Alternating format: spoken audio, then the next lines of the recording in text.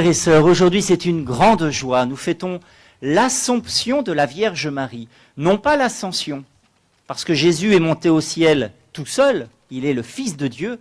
Marie, ce n'est pas par ses propres mérites, c'est Dieu qui va la faire monter au ciel. La différence, c'est l'Assomption, parce qu'il s'agit d'une action de Dieu. Dieu manifeste sa gloire en Notre-Dame. Et c'est une fête pour la France. Je ne sais pas si vous savez, mais la France est consacrée à la Vierge Marie. Le jour de l'Assomption, c'est Louis XIII. Louis XIII qui avait consacré et fait cette consécration solennelle. La France a été donnée solennellement dans les mains de Notre-Dame. Elle est patronne de la France, elle est patronne principale et la fête solennelle, c'est aujourd'hui. Mais c'est une fête aussi, pas que pour la France, mais aussi pour l'Europe.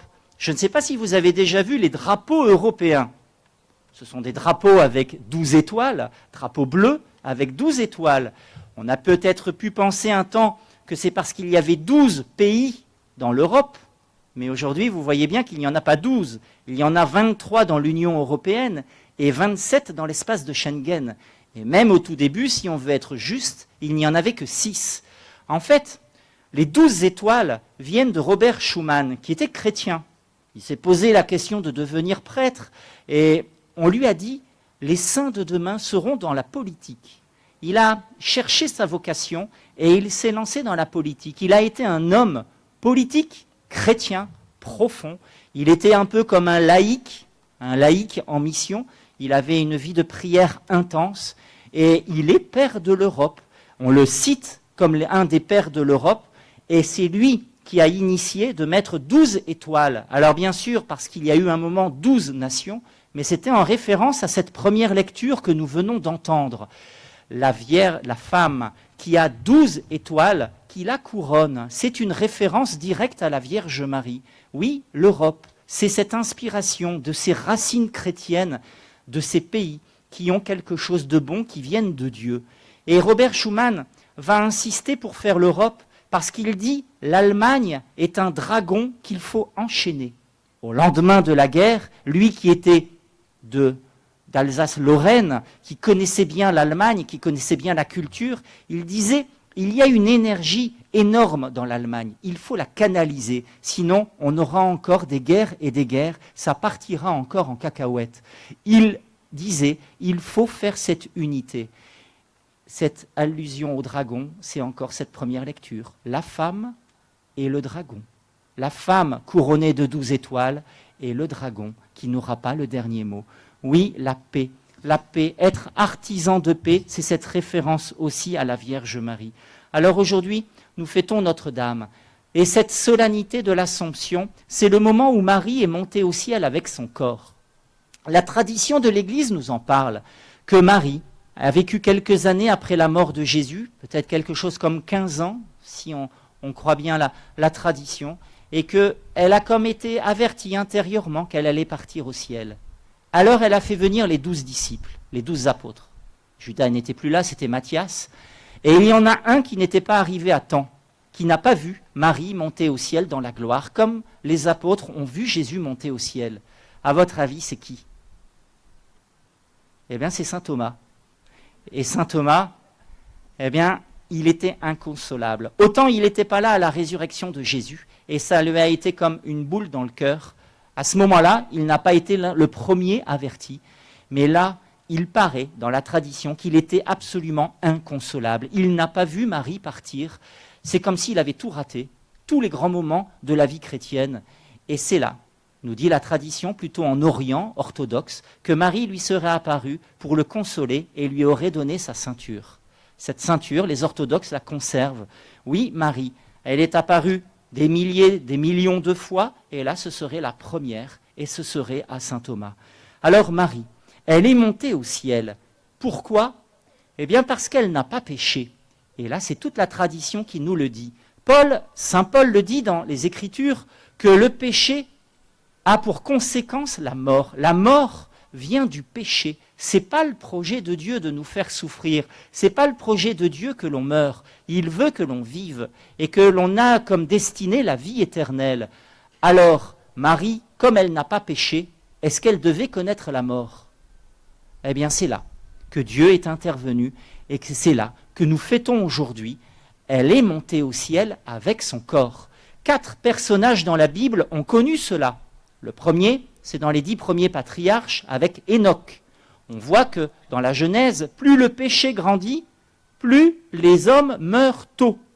Il ne faut pas chercher dans les chiffres si on a vécu jusque 960 ans, mais c'est simplement pour dire que 1000, c'est l'éternité, le signe de l'éternité. Plus on pêche, plus on s'éloigne. Mais par contre, plus la sainteté revient, plus les hommes vivent longtemps. Et Enoch, qui va suivre Dieu, ne connaîtra pas la mort, il monte au ciel avec son corps. Le deuxième que l'on voit dans la Bible, c'est Élie. Élie était annoncé comme devant aussi revenir, et c'est Jean-Baptiste qui va désigner Jésus, qui va préparer les chemins du Seigneur. La troisième, c'est Marie. Mais d'abord, il y en avait un, c'est Jésus. Oui, Jésus va monter au ciel avec son corps, mais lui, la différence, c'est qu'il va d'abord connaître la mort, parce qu'il est la résurrection, le chemin et la vie. Il fallait que Marie, elle monte au ciel avec son corps, parce que Jésus ne pouvait pas la laisser sans cette manifestation. Marie n'a pas péché. Ça ne doit pas vous étonner. Saint Jean-Marie Vianney, le curé d'Ars, l'explique. Il dit, c'est comme si Marie avait eu des lunettes pour voir la laideur du péché, pour sentir la mauvaise odeur du mal. Elle avait les lunettes pour voir à quel point le péché peut être hideux et laid. Et c'est cela qui fait que Marie, elle a été comme préservée du péché. Après, elle a accepté aussi, et elle a voulu, elle s'est battue contre, mais elle n'a pas péché. Nous, la distinction, c'est que nous sommes dans un monde où nous vivons la concupiscence. C'est un drôle de mot, mais pour dire que le péché peut nous apparaître comme étant appétissant, désirable, avoir envie de faire des expériences, avoir envie de ne pas mourir idiot. Faire le mal peut nous apparaître parfois comme étant quelque chose de désirable, comme le démon dans la Genèse qui va le présenter à Ève. Au début, la pomme, le fruit défendu peut apparaître comme étant indifférent, mais il lui ouvre les yeux, comme si cela pouvait lui procurer quelque chose. Le péché, nous sommes en lutte, parce que nous sommes en lutte contre la concupiscence. Nous devons être en lutte contre un ennemi qui nous ment et qui nous montre quelque chose qui est faussé. La seule qui peut nous aider ici, c'est la Vierge Marie. Se laisser enfanter par elle et rentrer dans son combat. Oui, Marie, elle n'a pas connu la mort, parce que elle n'a pas péché. Alors, certains parmi vous peuvent s'étonner que l'on puisse aimer Marie. Oui, on peut aimer Notre-Dame. Jésus nous l'a donnée comme mère. On a le droit d'aimer sa mère. On en a même le devoir. Dieu a demandé au 4e commandement, tu honoreras ton père et ta mère.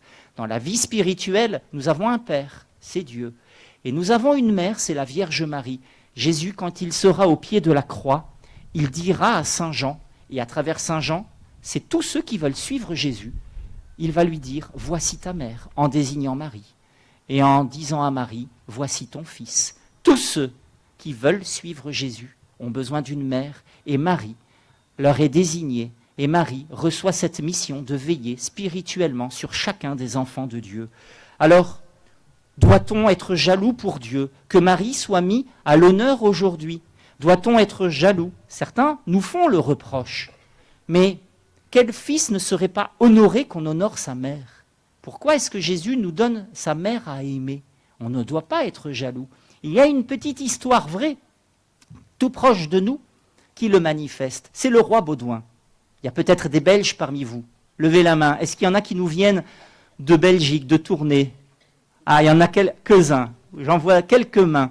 Le roi Baudouin, un saint, qui devrait être canonisé.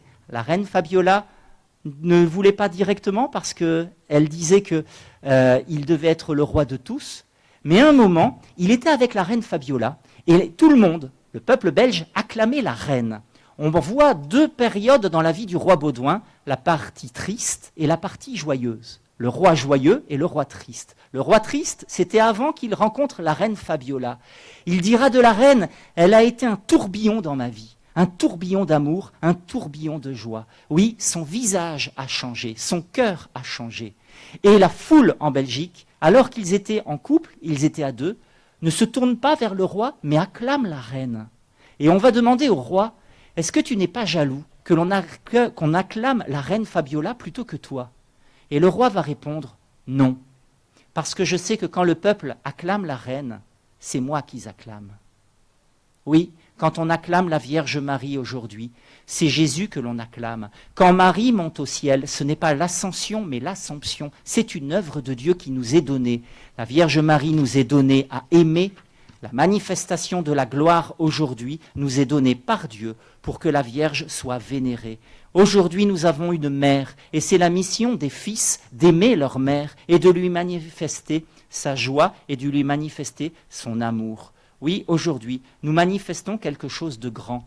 C'est que l'amour est plus fort que la mort et que la victoire de la sainteté gagnera sur le péché. Le péché et la mort n'auront pas le dernier mot, c'est ce qui se manifeste en Marie. Alors, la mort physique, nous la connaîtrons peut-être. Peut-être ne sommes-nous pas évidemment comme la Vierge Marie ou comme Jésus, mais nous sommes ses enfants. Il y aura la résurrection après. La sainteté, peut-être avons-nous péché, mais nous sommes appelés à la sainteté. Oui, nous sommes appelés à la plus haute sainteté. Et saint Louis-Marie Grignon de Montfort nous explique qu'il y a deux manières d'y arriver. Soit, comme les grands saints, en évitant le mal, en se battant à la force des poignets, comme on va faire une statue. Avec une pierre, on va la sculpter, avec un marteau, avec un ciseau, et on va tailler dans la pierre pour que la pierre prenne la forme exacte de ce que Dieu veut. Le problème, c'est que la pierre ne se laisse pas toujours faire. Nous-mêmes, nous ne sommes pas toujours malléables. Le péché, comme on le voit avec la concupiscence, parfois nous fait faire des petits détours au ciseau. Et parfois c'est un bout du nez qui s'en va, ou un bout de l'oreille. La statue ne correspond pas toujours au projet du Créateur. Oui, il y a la première façon de devenir un saint, c'est à la force des poignets. C'est d'y arriver en évitant le mal et en se battant, en luttant du mieux que l'on peut par ses propres forces. Première façon, par ses propres forces. Mais la deuxième, nous explique-t-il, pour faire une statue, c'est le moule. Un moule a une forme parfaite à partir du moment où celui qui l'a fait est parfait. Le moule de Marie est parfait parce que celui qui en a donné la forme, c'est Jésus. Marie est la mère de Jésus.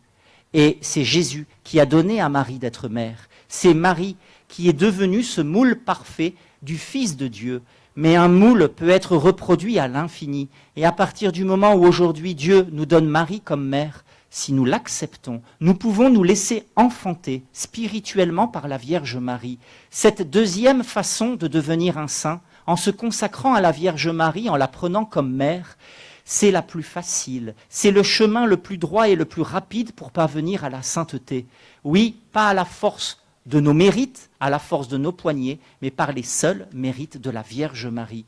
L'Église nous donne Marie comme mère, Dieu nous l'a donnée.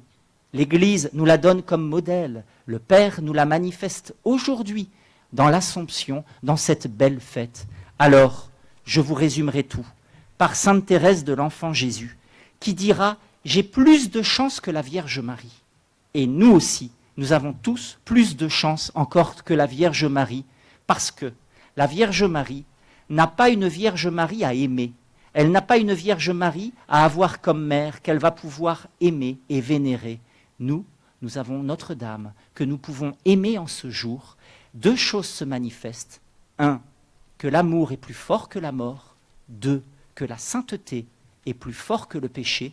Tout cela nous est donné par Marie si nous l'aimons et nous la vénérons.